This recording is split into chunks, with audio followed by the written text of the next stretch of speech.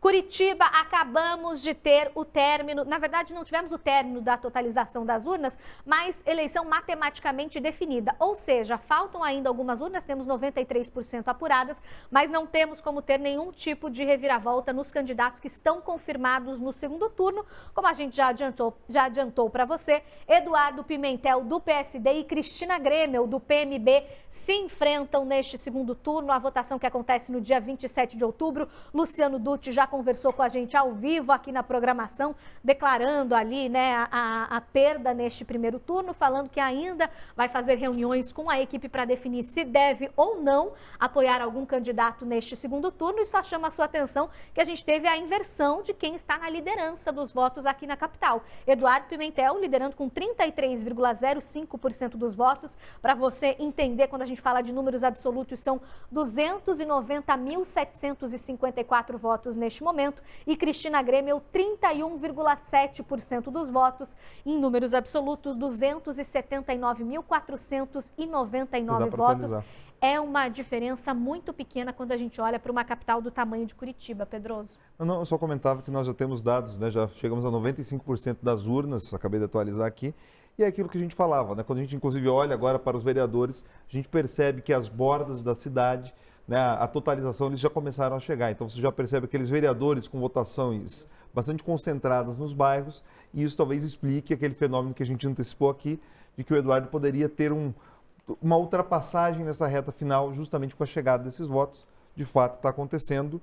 Enfim, é aguardar o quão impactante vai ser isso. Agora, se a gente puder talvez em algum momento mostrar aos vereadores, nós temos um cenário muito distinto agora, em 2024, do que a gente viveu em 2020, com muitas candidaturas, chegando aos 9 mil votos, algumas delas passando dos 10 mil, e talvez a gente possa ter, inclusive, recordistas de voto. A gente já fala dos vereadores, Pedroso, mas eu queria aprofundar aqui, junto com a Camila, essa análise da eleição à prefeitura da capital. Você veja ali, muito difícil agora ter novas mudanças. Então, Eduardo Pimentel passa em primeiro lugar, e isso não é menor, isso é importante porque a gente chama no jornalismo de lead, na política se chama de controle da narrativa. Ele passa ali com a manchete que venceu o primeiro turno. Isso é bem importante em uma campanha política. E ele vence ali com a língua para fora, digamos assim, na reta final, mas consegue esse resultado que é importante. Já a Cristina, ela também chega com muita força ao segundo turno, né? Ninguém dava nada por ela há 2, 3 semanas atrás dentro da classe política,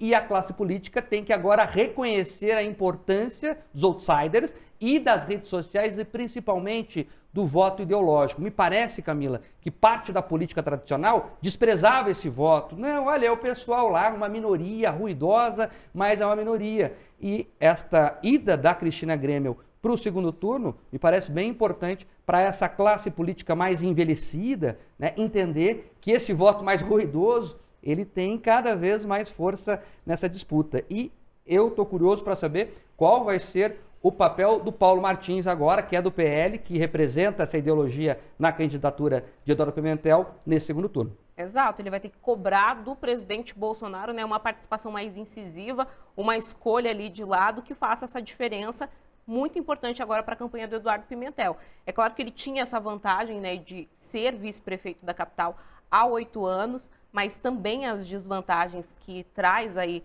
esse fato, mas estar na frente, vencer esse primeiro turno, mesmo que na vírgula, é importante para que ele possa aí fazer esse discurso, construir essa narrativa nesse segundo turno, porque agora a Cristina, que nesse primeiro turno não tinha esse aparato, né, de um grande partido, tempo de televisão, ela passa a ter o mesmo espaço de debate.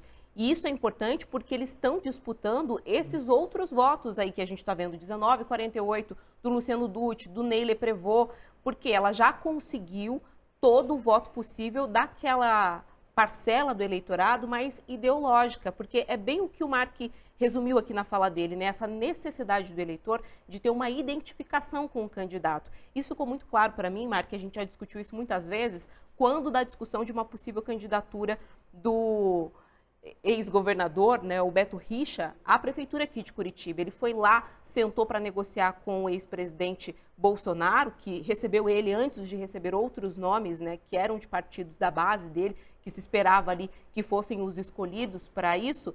E aí a militância do PL, de outros partidos mais à direita aqui de Curitiba, foi para a rua, realmente para dizer, olha, ele não nos representa, ele não é um candidato de direita, ele é de esquerda. E é claro que a esquerda nunca abraçou o Beto Richa e nunca abraçaria o Beto Richa. Ou seja, muitos dos caciques ou desses candidatos, né, talvez a gente não precise necessariamente colocar eles nessa posição de caciques, mas mais tradicionais da política já há bastante tempo, eles acabaram ficando sem uma identificação com o passar dos anos, né, com essa mudança de estratégia e de demanda dos próprios eleitores. Eles querem entender que esse candidato realmente pensa como eles, que vai tomar as decisões que eles tomariam estando no poder. Então, candidatos que estavam ali no espectro de centro-direita ou de centro-esquerda acabaram ficando sem espaço nas disputas eleitorais. E nesse caso, agora, resta saber qual vai ser o tom do discurso do Eduardo Pimentel, principalmente,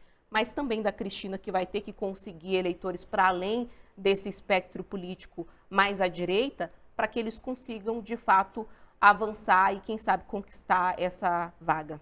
E principalmente como que vai ser a adaptação da campanha do Pimentel, né, Camila? Porque vai ter que bater de frente com a campanha de Cristina Grêmio, que é muito mais impositiva e até agressiva, eu diria, nessa maneira ali de conduzir as peças de campanha, os vídeos nas redes sociais e principalmente os debates que vão acontecer. Eduardo Pimentel sempre ficou muito na retaguarda nessa campanha de primeiro turno, nunca quis responder nenhuma provocação, mesmo sendo alvo, né, em debates, em entrevistas, e aí a gente vai ter que ver se vai ter uma mudança de posicionamento também para isso.